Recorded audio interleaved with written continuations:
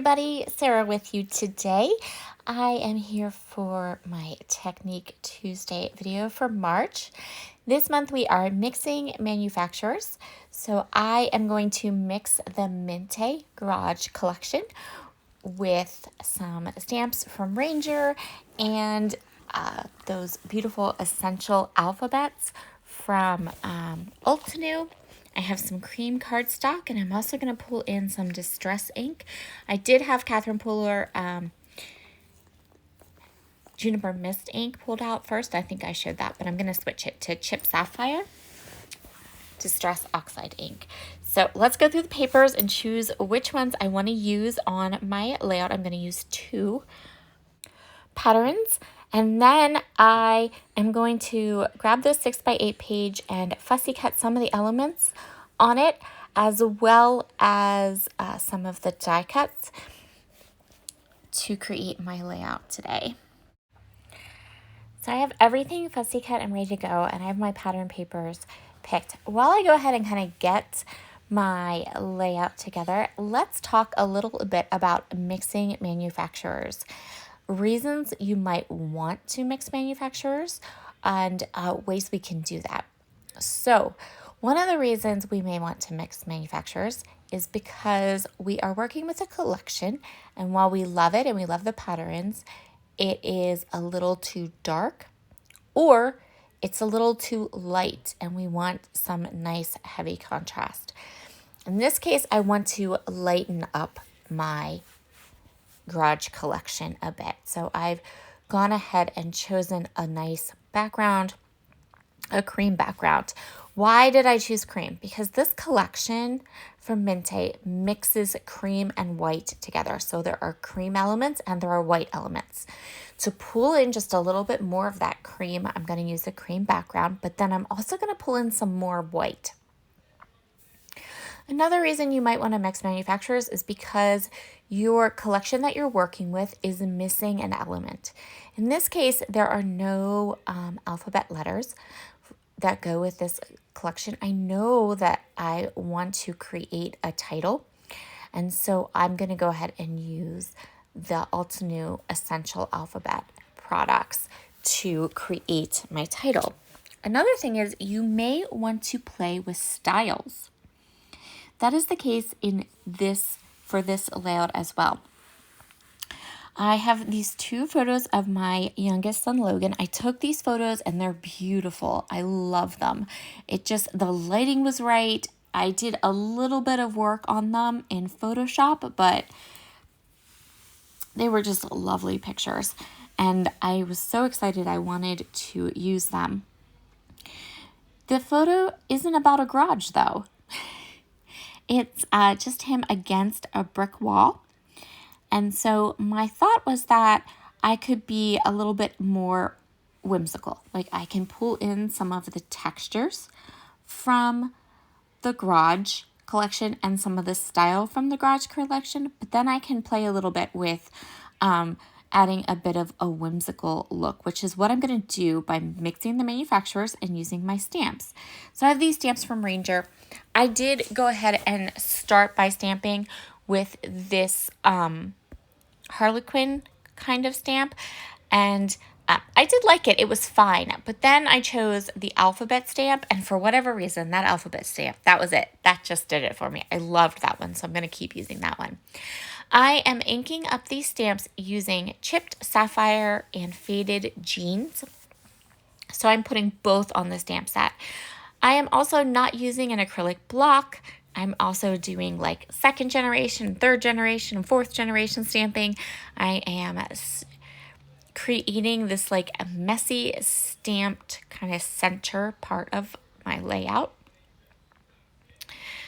So going in for some more. I think at one point, yep, up at the top up there, my alphabet is upside down, which is totally fine. But I'm pulling in some of that deep, dark blue. Next up, I am going to take the 2 pattern papers that I chose, and I'm going to span the patterns on top of each other across the middle of my page. So I went with this kind of rusty colored pattern, and then this kind of blue roughed up painted pattern. I'm going to go ahead and just layer them right on top of each other. And then my photos are going to pop off of those colors. I love it. This layout turned out so good. It turned out better than I could have imagined. And I'm really, really happy with it. I'm really happy with how the cream keeps the whole layout from being too dark. I love how the stamping with the Ranger ink, the chipped sapphire, gives it that grungy feel. And it gives me a very obvious place to go ahead and add some embellishments. Now I'm going to grab some glimmer hot foil from Spellbinders, my hot foil machine, and this Essential Alphabet stencil, hot foil plate, and die from Altenew. And I'm going to go ahead and create the letters for my layout. One of the things I love about this set is that you get multiples of all of the vowels, so you can run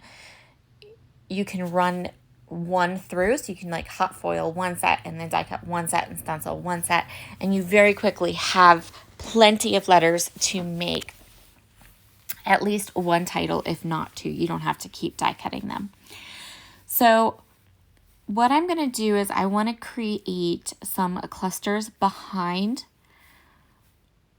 my letters. And again, as you can see here, I am choosing die cuts that have both white and cream in them because I have my cream background and now I have white letters. I created my letters on the Spellbinders Glimmer cardstock. If you have a hot foil machine and you've never tried that cardstock before, I highly recommend it. It cuts like butter. It's so smooth. I stenciled on it. I had no trouble stenciling on it. It foils perfectly. I've never had it over foil yet. Like I definitely have had it happen with some of my other dies, but some of my other cardstock, but not with the Glimmer cardstock. So my title is going to be very simple. Love this kid. And I love how these letters, so I stenciled them to have the stripe on them. And I love how those letters add some whimsy to this page. Suddenly, you're not taking this page too seriously, and you shouldn't. That's not the mood I want. I want this to be, look, my kid is funny. He's making a funny face in one of these photos. So I wanted it to I didn't want this layout to be taken too seriously. And I think that the lettering, by mixing in those letters from Altenew, I achieved that goal. So now I'm just going to go ahead and create a couple of different clusters over top of that stamped area. Maybe if you wanted to give this a try, there's no rhyme or reason to where I put my clusters, but if you mess up on your stamping or there's a stamped area you don't like, that's where you want to put your clusters. I was perfectly happy with my stamping, so I just really distributed the embellishments around, but you could definitely use them to like help cover up parts you don't like, or you could cover up air, I don't know, whatever. Just the only thing I will say is that this cascading middle part down the center, make sure that you're interacting with your pattern paper. So you can see I'm kind of tucking embellishments in under photographs, under pattern papers. I am putting some kind of off the edge so that there's definitely, so it gives the look of these things just kind of falling down through the center part where your photos are. This design is super easy to recreate, and you could recreate it with just about any products or that you have in your stash or at home. Just have fun with it. Have fun mixing and matching your manufacturers. I hope this gave you a couple of fun tips and things you can use in your own scrapbooking so that you can mix your collections and your manufacturers all together and get some fun, interesting looks. Thank you so much for joining me today. I am so happy to be here on a Cherry on Top's YouTube channel, and I hope that you all have a fabulous week. Bye.